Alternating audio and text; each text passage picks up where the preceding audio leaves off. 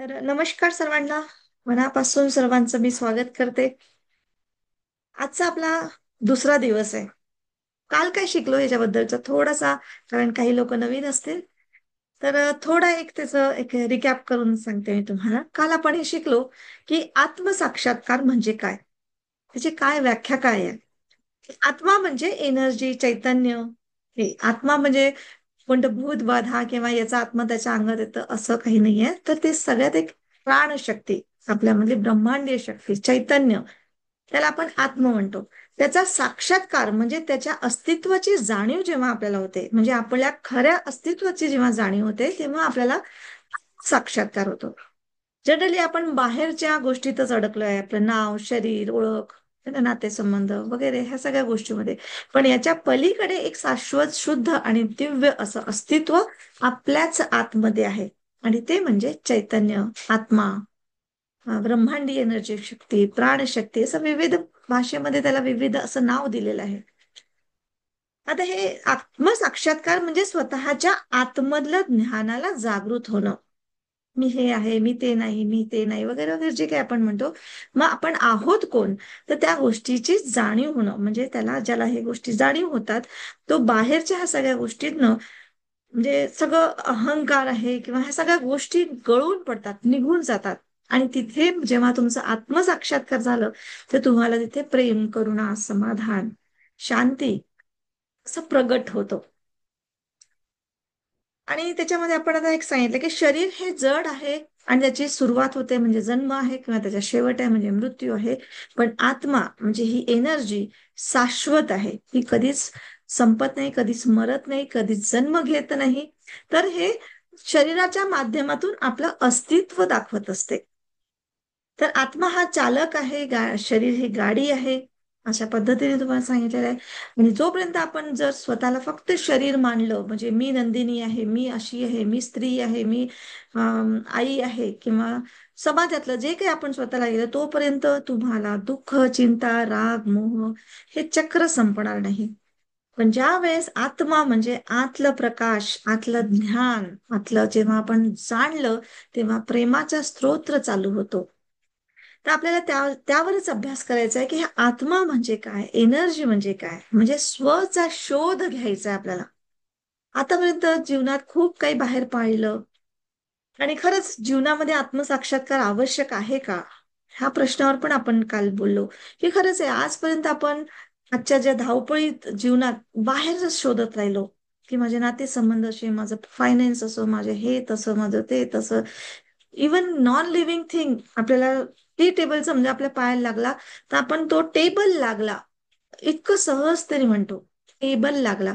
पण तो तर आपल्या जागी होता, एका जागी उभा होता. म्हणजे बघा, आपली भाषा सुद्धा सगळं बाहेरच्या जगामध्ये आहे. पण तुम्हाला ते तुम्ही बघितलं नाही, किंवा तुमचं काहीतरी चुकलं, किंवा तुम्ही घसरून पडले, किंवा जे काय, ते आपण बोलत नाही. आपण बोलताना सुद्धा टेबल मला लागला, हा मध्ये आला. ते बोलतं स्वतःच्या ह्याच्याने हलते नाही बिचारा, पण टेबलच मध्ये आला. असं अशा पद्धतीची आपली भाषा असते. अशाच पद्धतीने आपण शिकला गेलो. तर याला आपल्याला आता आतमध्ये आपल्याला बोलायचं की मला टेबल का लागलं, असं काय विचार माझ्या मनात होते की ज्याने टेबलच्या मार्फत, म्हणजे निर्जीव वस्तूच्या मार्फतही मला मार बसला. तर अशा दृष्टीने आपल्याला आतमध्ये बघायचंय. तर हा आत्मा शुद्ध आहे हे आपल्याला समजतं जेव्हा आपण आपली भूमिका, म्हणजे आपला ओळख, आपलं नाव, देश, धर्म, जात सगळं सोडलं, आपली भूमिकाच नाही म्हटलं, तर हा आत्मा म्हणजे आपली ही एनर्जी ही अगदी शुद्ध आहे. आणि हे जेव्हा आपण जाणतो, तेव्हा आपण एकात्मतेची भावना जागृत होते, म्हणजे आपण सर्व एक आहोत. आपण सगळं वाटलं स्वतःला, तुझा देव हा, माझा जात ही, तू पुरुष, मी स्त्री, वगैरे वगैरे ह्या सगळ्या गोष्टीमध्ये. तर अशा पद्धतीने जेव्हा आपल्याला आत्मसाक्षात्कार होतो, म्हणजे आपण जागृत होतो, तेव्हा आपल्याला एक जीवनाकडे बघण्याचा नवीन दृष्टिकोन मिळतो. आणि केवळ आपण आपल्यासाठी जगत नाही, तर आपल्याला खूप काही मोठं साध्य करण्यासाठी जगतो. म्हणजे आपले प्रॉब्लेम छोटे दिसायला लागतात, आणि मोठं बाहेरचं आयुष्य कसं आहे, काय कसे, म्हणजे आपल्यापेक्षा किती लोक दुःखात आहेत हे समजायला लागतं. आणि हे जेव्हा समजलं, तर आपलं जीवन आपल्याला एक अर्थपूर्ण वाटत लागतं. नाहीतर तेच आहे, सकाळी उठायचं कशासाठी, झोपायपर्यंत भांडण, तंटा, हे ते ते तेच करायचं असते.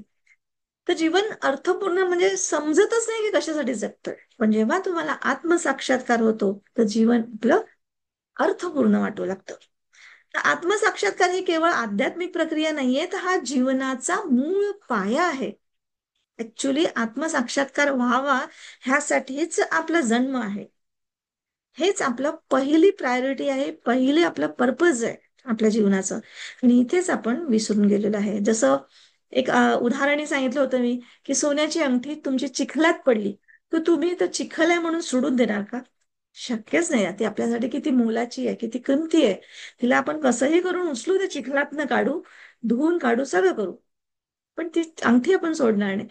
सेम तसंच आहे की ह्या संसारामध्ये म्हणजे ह्या चिखलामध्ये आपला आत्मा म्हणा किंवा आपलं आत्म जे काही एनर्जी आहे ती गळलेली आहे. त्याला शोधायचं आहे, त्याला ओळखायचं आहे आणि परत चमकवायचं आहे. तर हा म्हणजे आत्मसाक्षात्कार आहे. तर अशा पद्धतीचं मी सांगितलं होतं आणि एक छानसं मेडिटेशन घेतलं होतं. आज परत आपण एक छोटंसं मेडिटेशन घेऊया. आज आपण थोडंसं पुढचं हे बघूया आणि ज्यांना प्रश्न असतील त्यांनी लिहून ठेवा, कुठे काय असेल काय. आणि पॉइंट टू पॉइंट प्रश्न विचारायचे आहेत आणि आपल्याला तेवढ्या ह्याच्यातच बोलायचं आहे. की आणि असं बोलायचं आहे की आपल्या बोलण्यामुळे इतरांना पण काहीतरी नॉलेज किंवा काहीतरी ज्ञान मिळू शकतं. इतरांना पण त्याचा फायदा होऊ शकतो आपल्या एकेका शब्दामुळे. याच्यामध्ये जागृत असणं खूप गरजेचं आहे. तर आजचा दिवस दुसरा आहे. आज आपण बघणार आहे की मी कोण आहे, म्हणजे स्वतःची खरी ओळख काय आहे. जसं मी आता सांगितलंच आहे, आपण आत्मा किंवा हे, पण त्याच्यात थोडंसं आणखी डिटेलमध्ये बघू की पण आपल्या नावाने म्हणा किंवा आपल्याला आपल्या मनाने किंवा शरीराने भावनेनीच ओळखलं जातो. जसं आपल्याला लहानपणापासून शिकवलं जातं की तू मुलगा आहेस, तू मुलगी आहेस, तू डॉक्टर आहेस, तू हुशार आहेस, तू असा आहेस. इवन मुलांना पण आपण तू नालायक आहेस, है ना, तुला अक्कल नाही आहे, म्हणजे अशा पद्धतीने आपण त्यांच्यावर इम्पॅक्ट पाडत असतो. आणि ही सगळी ओळख आपल्या शरीराशी, मनाशी किंवा आपल्या भूमिकेशी, भूमिका कशी निगड आहे त्याच्यावर निगडित आहे. इव्हन आपण दिसायला कसे आहोत, काय काम करतो, आपल्याला इतर लोक कशा दृष्टीने बघतात याच्यावर सुद्धा आपली ओळख ठरते. पण ऍक्च्युली एनर्जीच्या रूपाने बघितलं तर यापैकी कोणतीच गोष्ट कायमस्वरूपी नाही आहे. तुमचं शरीर बदललं की भावना बदलतं, भावना बदलले तर विचार बदलतात आणि विचार तर क्षणाक्षणाला बदलतात. आत्ता एक विचार केला, आत्ता दुसरा विचार केला, तो म्हणतो नाही नाही ते नाही, ते बरोबर नव्हतं. स्वतःच्याच विचाराला आपण स्वतःच काटतो, स्वतःलाच खरं खोटं ठरवतो. दुसरे तर दूरचीच गोष्ट आहे. आणि सतत मी योग्य नाही आहे, मला बरं येत नाही, माझा आता हा असा आहे, जर मी असा विचार बदलला तर मी हे होतो, अशा टाईपचे आपण जे बोलतो आणि स्वतःला मी असा नाहीये, मी तसं नाही. पण हे जे सतत बदलत असतं, जे आपले विचार आहेत, आपले भावना बदलत असतं, आपलं शरीरही पलपल बदलत असतं. 5 वर्षाचं शरीर आपलं वेगळं होतं, आज 50 वर्षाचं वेगळं शरीर आहे, उद्या अजून 60 वर्षाचं वेगळं शरीर राहील, विचार वेगळे राहतील. ते क्षणाक्षणाला आपले बदलणारं, याला आपण मी नाही म्हणू शकत. तर हा मी कोण आहे, हे माझं शरीर आहे, माझ्या भावना आहेत, माझे विचार आहेत, तर हे बदलतात सतत. तर मग हा मी कोण आहे? जर मी माझा विचार आहे तर माझा विचार बदलल्यावर तर मी बदलायला पाहिजे ना. जर माझं शरीर माझं आहे तर मी शरीर बदललं म्हणजे वय वाढल्यावर शरीर बदलतं. काल वेगळं शरीर होतं, आज वेगळं शरीर होतं. मग तो मी बदलत नाही ना, शरीर तुमचं बदलतं. तर शरीर म्हणजे तुम्ही नाहीये. तर ह्या सगळ्या डीप जर आपण विचार करतो, ह्या प्रश्नांवर विचार केला तर मग आपल्याला कळतं की आपण स्वतःपासूनच स्वतः दूर केलेलं आहे. तर ज्या गोष्टीसोबत आपण स्वतःची ओळख जोडतो त्या सगळ्या म्हणजे कशा बाह्य स्वरूपाच्या आहेत. तर मग हा खरा मी कुठे आहे, कोण आहे? तर हा मी म्हणजे एक अनुभव आहे, अनुभूती आहे. तुमचा मी नाही सांगू शकणार. तुमचा मी तुम्हीच ओळखू शकणार, माझा मीच ओळखू शकणार. मी जरी आज तुम्हाला रस्ता सांगते, पण त्या रस्त्याचा टच कसा आहे किंवा तुम्हाला खड्डा लागला, तुम्हाला दगड लागलं की तुम्हाला फुलाच्या पाकळ्या पसरल्या, हे मी नाही तय करू शकणार किंवा मी नाही सांगू शकणार. त्याचे फिलिंग्स कशा येतात तुम्हाला, मी नाही सांगू शकणार. तर हा मीचा अनुभव आहे, तो शरीर, मन, भावना याच्या पलीकडे आहे. बाह्य भूमिकेमध्ये आपण बऱ्याचशा भूमिका निभवतो. आई, बहीण, शिक्षक, विद्यार्थी वगैरे जे काही आहे, ते हे सर्व भूमिका आहेत आपल्या. तो मी नाहीये. आपण म्हणतो मी आई आहे, मी आहे. पण समोर आई, मी, हा मी म्हणजे कोण आहे? तर हे आपल्याला समजून घ्यायचंय. हा मी म्हणजे ज्या आपण बाहेरच्या जगामध्ये भूमिका निभावतोय ना, त्या भूमिकेचा साक्षीदार आहे. म्हणजे जसं एखादा नाटक आपण जेव्हा बघतो, त्या नाटकामध्ये जे भूमिका करणारे लोक आहेत, त्यांना आपण प्रेक्षक, ऍज अ प्रेक्षक म्हणून बघतोय. आणि मग आपल्याला समजतं की हा कलाकार हा भूमिकेमध्ये आहे. है ना? तर तशा पद्धतीने हे जे आपण बघणारे प्रेक्षक आहोत, तो प्रेक्षक म्हणजे मी आहे. तर तो एका जागी स्थिर असतो. एका जागी स्थिर होऊन सगळं बघत असतो. आणि ह्या बदलत्या जगाचा, म्हणजे समोर होणारा जो नाटक आहे त्याचा अनुभव घेत असतो. आणि जेव्हा आपण स्वतःला शरीर, मन किंवा भावना समजतो, तेव्हा इथे दुःख, अहंकार, द्वेष निर्माण होतात. साधं एक नाटक बघायला जातो आपण, तर तिथे आपण त्यांच्यासोबत, समोरची हिरोईन जर रडली तर आपल्याला दुःख होतं. अहंकार कोणत्या जाती किंवा देशाबद्दल, अरे भारत देश महान म्हटल्यावर एक अहंग आहे, मेरा देश आहे. सिंपल. द्वेष, हा असा करतो, तो विलनच आहे, तो असाच आहे. तिथेच आपले म्हणजे बोलणं होऊन जातं. पण जेव्हा आपण आत्मा म्हणून जेव्हा स्वतःकडे बघितलं, तर तेव्हा तुम्हाला शांती, स्थिरता आणि समाधान येतं. कारण तिथून आपण स्वतःला बघत आहे की हा माझा दुःख आहे, की हा माझा द्वेष आहे, की हा माझा अहंकार आहे, की हा माझा राग आहे. स्वतःलाच स्वतः जेव्हा स्थिरतेने बघतो, तेव्हा आपल्या आतमधून शांती येते. म्हणून प्रत्येक क्षणामध्ये, प्रत्येक अनुभवामध्ये आपल्याला खरंच विचारणं गरजेचं आहे की मी खरंच कोण आहे. तर इथूनच आपल्या स्वची शोध यात्रा सुरू होते. आणि ही स्वची शोध यात्रा म्हणजे जीवनातलं सर्वात सुंदर आणि महत्वाची यात्रा आहे. आणि हेच शोधायला, आणि हेच सर्व निसर्गाने, म्हणजे एक गेम असतं ना की कुठेतरी लपवला, आता तुम्ही शोधा. जसं लहानपणी आपण लपंडाव खेळत होतो, आपणच लपत होतो आणि आपल्याला शोधत होतो, आणि झालं की आपण भो करत होतो. हा गेम होता. सेम तो गेम आपण आज मोठा त्या युनिव्हर्सशी युनिव्हर्स आपल्याशी खेळत आहे.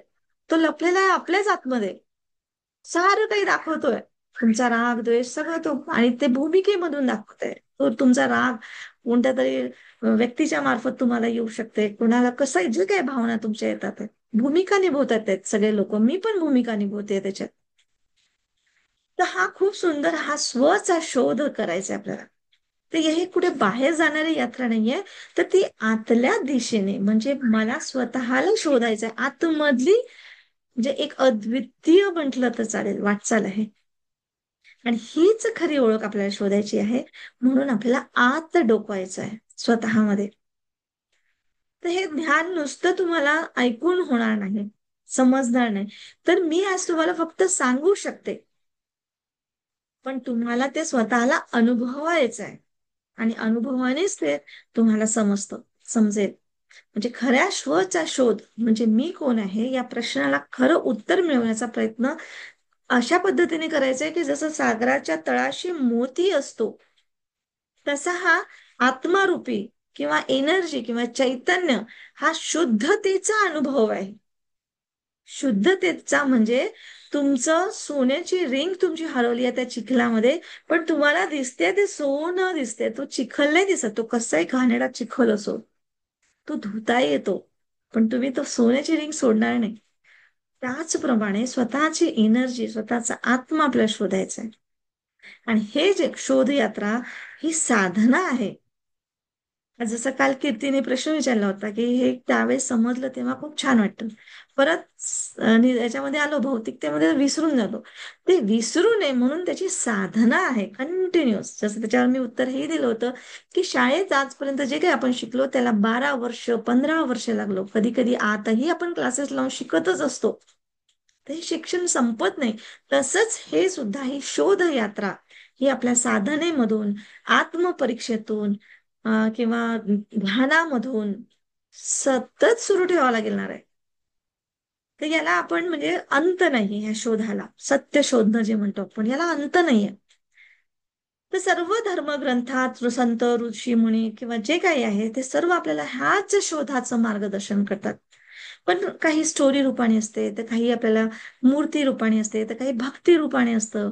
तर कोणी भजन याच्याने म्हणजे भक्ती आहे, तर कोणी देवळामध्ये सांगतात बघतात. तर ह्या पद्धती आहेत सगळ्या. आज आपण जे बघतो आहे ऐकतोय ते सायंटिफिकली समजून समज डेव्हलप करतो. इथे आपल्याला कुठलाच मंदिर नाही, की कोणता भाव नाही, की क्रिस्टल नाही, की मंत्रतंत्र नाही, की रेकी पण नाही. है ना? तर आपण रेकी पण एक टूल आहे, जसं इथं सगळं आपण याच्यामध्ये शिकवतो. इथे आपल्याला टूल नाही वापरायचं, आपल्याला सरळ डायरेक्ट उडी मारायची आहे. डायरेक्ट बघायचं आपल्याला. आणि मग हे जेव्हा तुम्हाला समजलं, तर मग तुमचे सगळंच तुमचं भक्तिभाव जागृत होईल. तुमचं क्रिस्टल घातलं तर तुम्हाला चांगलं वाटेल, मंत्र जाप म्हटलं तर चांगलं वाटेल, किंवा तुम्ही रेकी केलं तर अजून जास्त डीप मध्ये होईल, अजून पॉवर वाढेल. तर ह्या सगळ्या गोष्टी आहेत. तर खरा स्वभाव, खरा म्हणजे स्व, म्हणजे हा शरीर नाही, तुमचं मन नाही, तुमचं भावना नाही. तर ह्या सर्वांचं शरीर, मन, भावना ह्या ज्या काही आहेत, ह्या सगळ्यांचा तो साक्षी आहे. म्हणजे साक्षी भावाने तुम्हाला तुमचं शरीर बघायचंय, तुमचं मन बघायचंय, तुमच्या भावना बघायच्या आहेत. तर हा एक प्रकारचा म्हणजे न बदलणारा, शांत आणि प्रज्ञामय म्हणजे ध्यान असलेला, जागृती असलेला असा हा दिव्य आत्मा म्हणजे एनर्जी, चैतन्य आहे. आता याच्या शोधामध्ये आपण जातो आहोत. तुम्हाला मी तर खूप काही सांगायचा प्रयत्न करते किंवा समजवण्याचा प्रयत्न करते. याच्यात थोडीशी आपल्या बुद्धीचा पण आहे, की कोणाला किती समजतं, किंवा एकच गोष्ट कोणाला वेगळ्या अर्थाने समजेल, कोणाला वेगळं समजेल, माहिती नाही. याच्यामध्ये अडथळे खूप येतील तुम्हाला, किंवा मला पण. है ना, काही काही वेळेस मला पण एवढं असं नाहीये की मी पूर्ण आहे आणि मी खूप आता ज्ञानी झाली, असं पण नाहीये. तर अडथळे येतील, म्हणजे त्या अडथळ्यांमध्ये जसं अहंकार येऊ शकतो, भीती वाटू शकते, किंवा विश्वास आपले जुने असतात. नाही नाही नाही, आमच्यामध्ये असं नाही आहे काही. आम्ही आत्मा म्हणजे असं मानतो, नाही नाही असं नाही. किंवा मग अहंकार, आता तुम्हाला काय माहिती, तुम्ही 2 दिवसाचं काहीतरी जयलन सांगितलं ना, आम्हाला सांगता का, आम्ही तर त्या पंडिताचं ऐकतो, आम्ही असं आहे, अशा टाईपचे काही अहंकार किंवा काही काही भीती. बापरे, असं केल्याने असं तर नाही होणार. बापरे, आत्मा आत्मा बोलतात आहे मॅडम, बापरे. तर असं काही होऊ शकतं. हे अडथळे आहेत. पण जसजसं आपण आतलं अंतरंग बघत राहतो, समजत राहतो, तसतसं तो स्वच्छ करत राहतो आपण. आणि जसजसं आपण स्वच्छ केलं, तसतसं आपल्या खऱ्या स्वचं आपल्याला दर्शन घडतं. स्वची ओळख मिळते.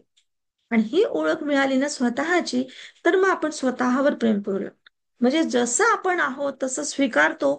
आणि स्वतःला तर काय, आपण दुसऱ्यांनाही दोष देणं थांबवतो. कारण मी काल तेही सांगितलं की आत्मा आणि परमात्मा, म्हणजे एक आत्मा पर आत्मा, म्हणजे दुसऱ्या आत्म्याला बघतोय.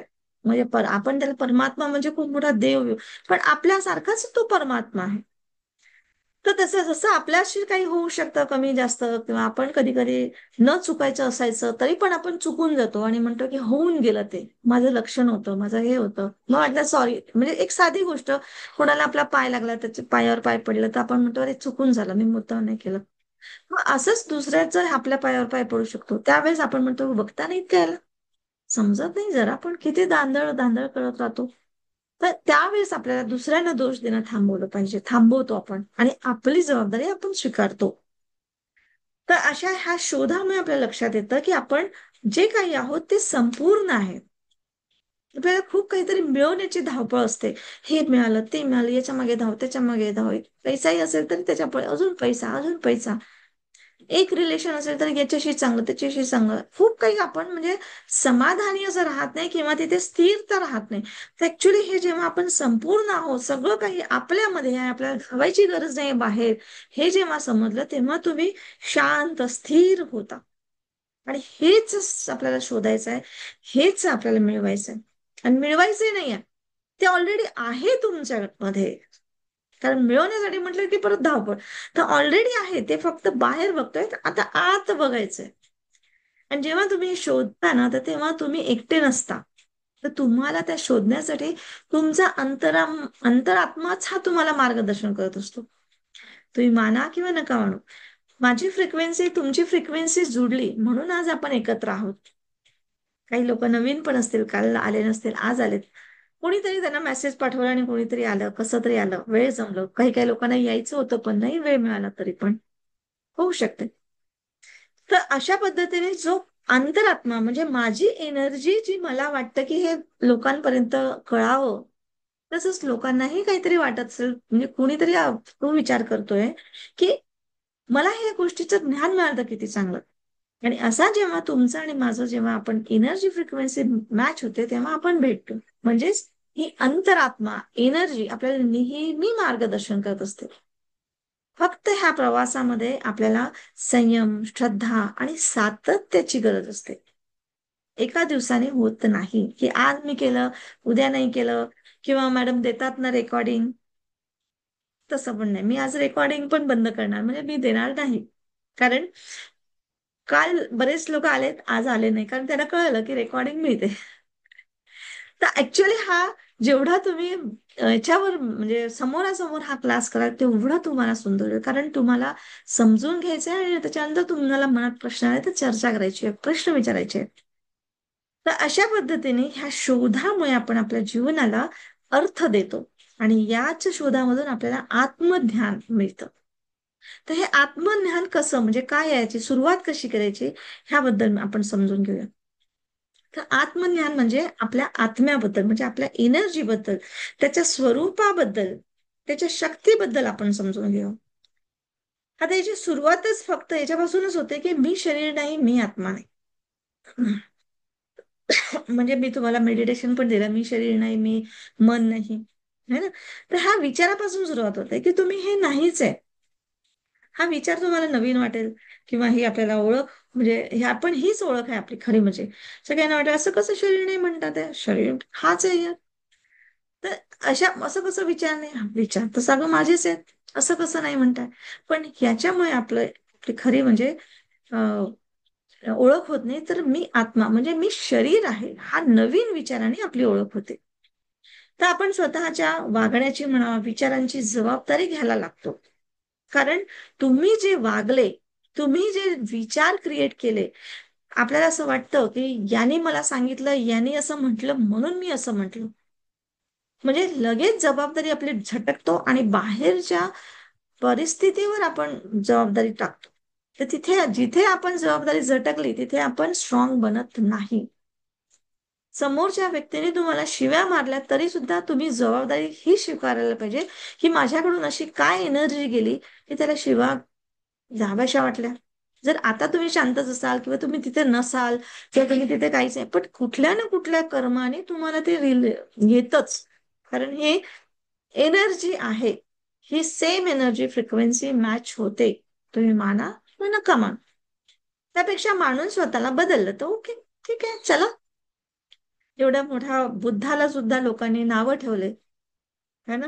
संसारापासून त्यांनी त्याग केला तर त्यांना पळपुटा म्हटलंय, असे शुद्ध शब्दामध्ये त्यांची अवहेलना करण्यात आली होती की एवढ्या सुंदर बायकोला, पोराला सोडून पळून गेले.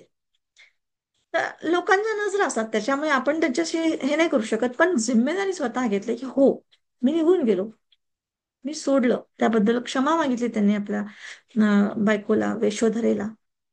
आणि तर जसं त्यांनी जबाबदारी स्वीकारली तसं ती पण त्यांच्या याच्यामध्ये सामील झाली. तिनेही संसार सोडला, मुलालाही तिथेच दान दिलं, है ना. अशा बद्दलच्या स्टोरीज आपण या सगळ्या ऐकतोय. त्याच्यातून आपल्याला एकच शिकायचं आहे की आपल्याला आपल्या विचारांची, आपल्या वागण्याची जबाबदारी घ्यायला शिकतो आपण. म्हणजे जेव्हा आपण एनर्जी आहे किंवा आत्मध्यान आपल्याला होतं.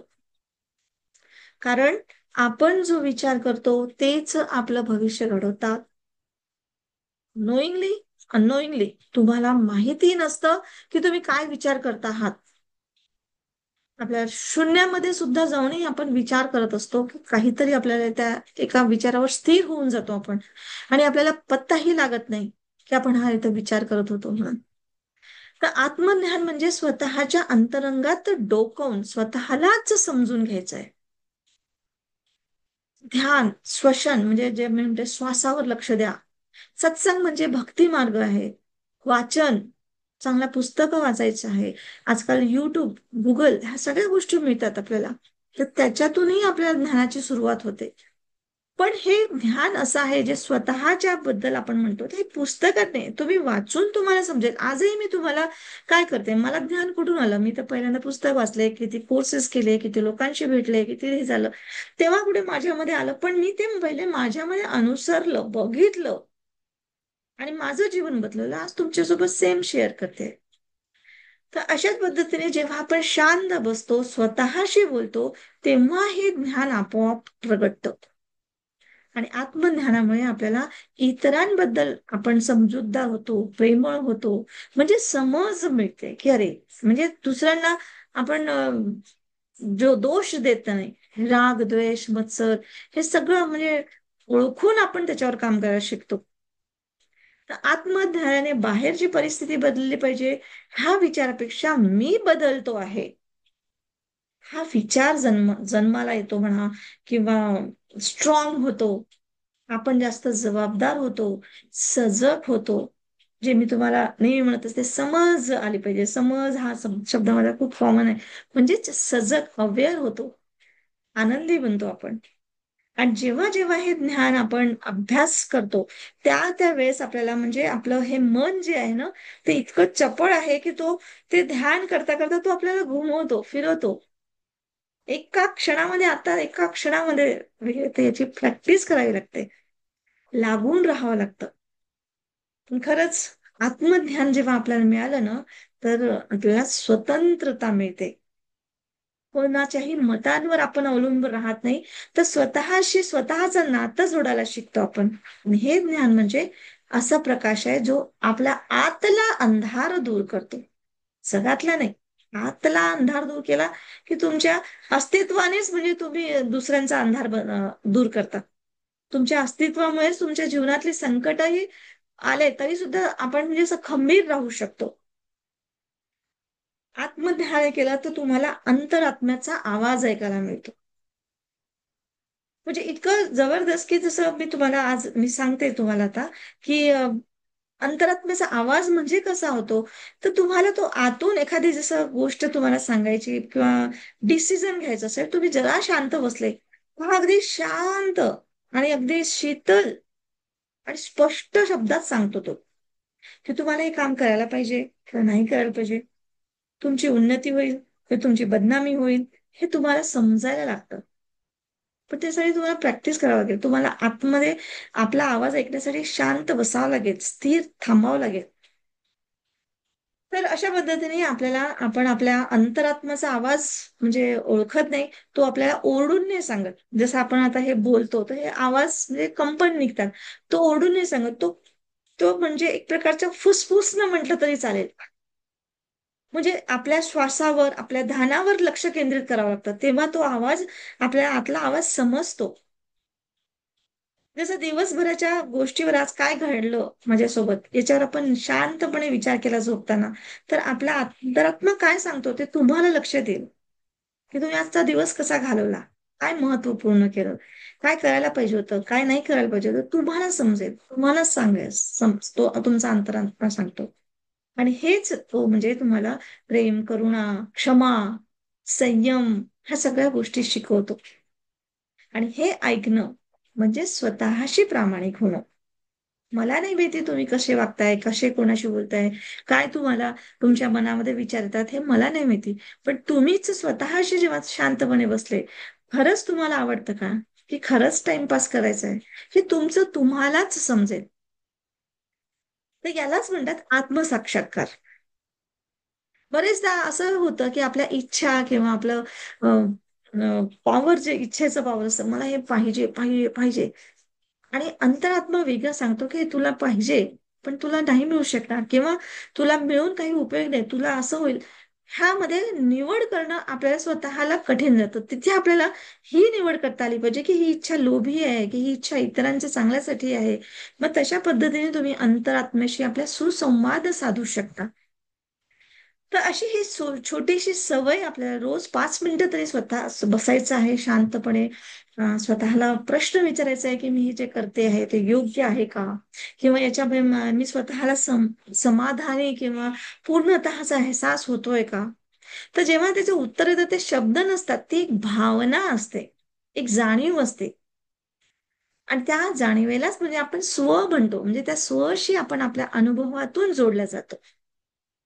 तर हा अंतरात्मा आपला अतिशय प्रामाणिक आपला सल्लागार आहे, किंवा आपला मित्र आहे. तो कधीच आपल्याला फसवत नाही. फसवतो तो आपला अहंकार. आपला अहंकार फसवतो. मग तो काही असो, की मी आई आहे, मी तुझं कल्याणच सांगणार आहे, तर पोरीने तुझं तू ऐकलंच पाहिजे.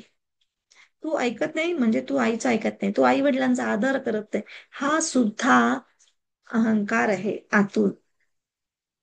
तिथे आपल्याला समजायला पाहिजे, हा तिथे जाणून बोलून ठीक आहे, मुलगा वाईट मार्गावर गेला, त्याला 2 झापडा मारला, माहितीये हा अहंकार आहे, मी मारते. पण तो अहंकार पण त्याच्या कल्याणासाठी आहे. पण जिथे काही काही वेळेस आजकालची मुलं म्हणजे साध्या साध्या गोष्टीसाठी चिडतात आई वडील आपल्या मुलांवर, किंवा काही गोष्टी अपोज करतात, त्यांना त्यांचं स्वातंत्र्यता देत नाही, त्यांना त्यांची समज देत नाही. तर तिथे आपला अहंकार म्हणजे सर्वात पवित्र रिश्ता हा आई वडिलांचा, तिथे सुद्धा आपला अहंकार काम करतो. तर तो आपल्याला फसवतो, हे लक्षात ठेवा. अहंकार फसवतो. त्यामुळे अहंकारासाठी नेहमी अवेअर राहणं खूप गरजेचं आहे, आणि हा आत्मसाक्षात्काराचा सगळ्यात मोठा शत्रू आहे असं म्हटलं तरी चालेल. तर त्यामुळे आपला अहंकार बाजूला ठेवून अंतरात्म्याचा आवाज ऐका, त्याचा अनुसरण करा, किंवा त्याला अनुसरणा सरा म्हणजे त्याचा ऐका, आणि त्याला ऍक्शन मध्ये आणा. तर ही खरी आत्मसाक्षात्काराची सुरुवात आहे. तर आज आपण इथेच थांबूया. एवढंच इथेपर्यंत तुम्हाला समजलं असेल, आणि याच्यावर काही प्रश्न असतील तर नक्कीच तुम्ही मला आता विचारू शकता. आणि कशी सुरुवात करायची हे आज आपण आता सांगतेच आहे, आणि परत मी तुम्हाला याच्यावर एक म्हणजे एक मेडिटेशन जस्ट मी तुम्हाला करवते आहे. तर अगदी थोडा वेळ शांतपणे बसा, जशा स्थितीमध्ये आहात. डोळे बंद करा, आणि कालच्या सारखंच मी. हो ना विद्याताई, तुमचा मेसेज वाचला. तेच आहे. तर म्हणून मी आज ते डिसिजन घेतलं की मी रेकॉर्डिंग तो देणार नाही. म्हणजे नवीन ऐकण्याच्या याच्याने लोक येतील. याच्या मागचा आपला एक म्हणजे अहंकार म्हणून नाहीये, द्यायचं तर सगळ्यांनाच आहे. पण असं वाटतं की जसं मिळतं तसं तुम्हाला देणं पण येत आलं म्हणजे ते इथेच आपल्याला शिकायचंय. तर तुम्हाला काय समजलं, काय आपलं एक शेअरिंग असलं, ते तुमचं देणं झालं. सिम्पल है ना. तर शांतपणे बसा, डोळे बंद करा.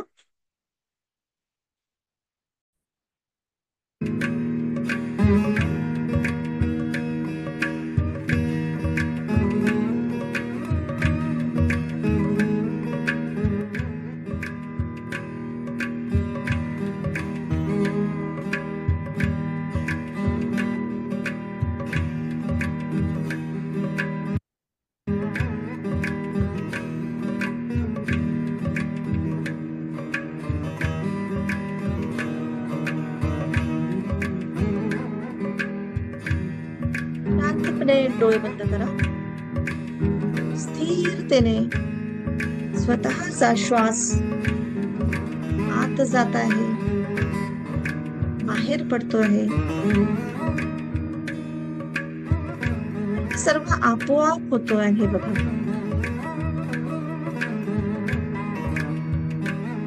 तुम्हाला श्वास घ्यावा लागत नाही, श्वास सोडावा लागत नाही.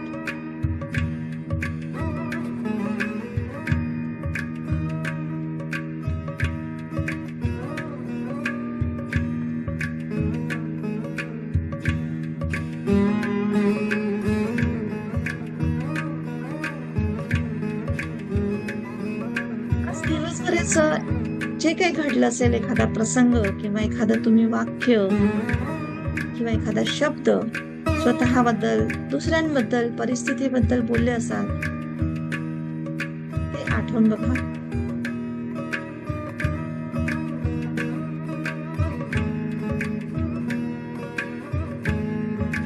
त्यातला छोटा का असेना, कुठलीही घटना, कुठल्याही व्यक्तीच्या बद्दलचं किंवा स्वतःबद्दलचं सुद्धा,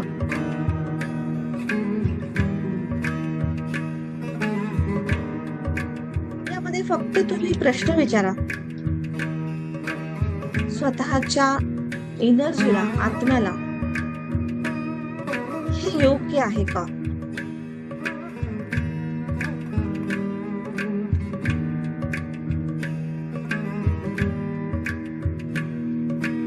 आज मी जे काही केलं ते योग्य आहे का?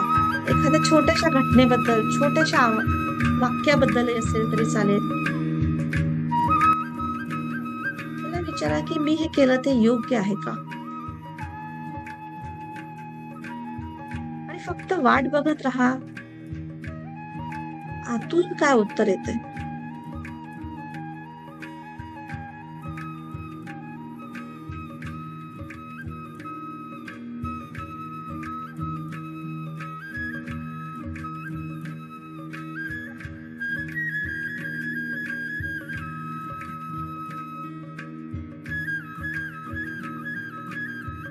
स्वतःचा अहंकार आला तर बाजूला ठेवा, कारण अहंकार आपल्याला हरवतो आणि आपला स्व आपल्याला जिंकवतो.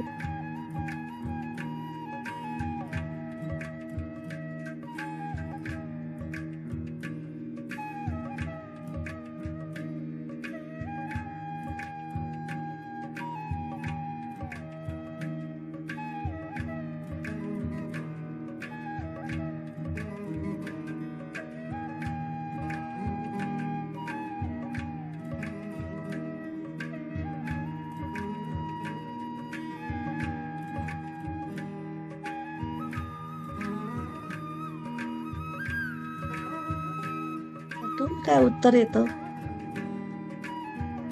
ते अनुभवातून बघा, अनुभूतीतून बघा. कोणी म्हंटल चांगलं, कोणी म्हंटल वाईट, त्या दृष्टीने नाही, स्वतःच्या एनर्जीच्या दृष्टीने, दृष्टाभावाने बघा की आजचा आपला हा रोल चांगला होता का.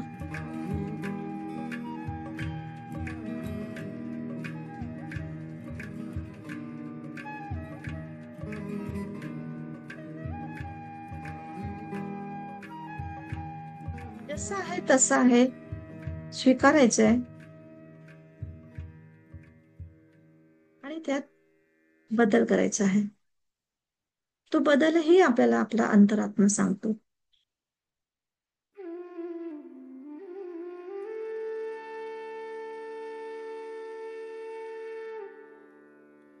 फक्त एवढंच विचारा की हे योग्य आहे का, हे योग्य नाही.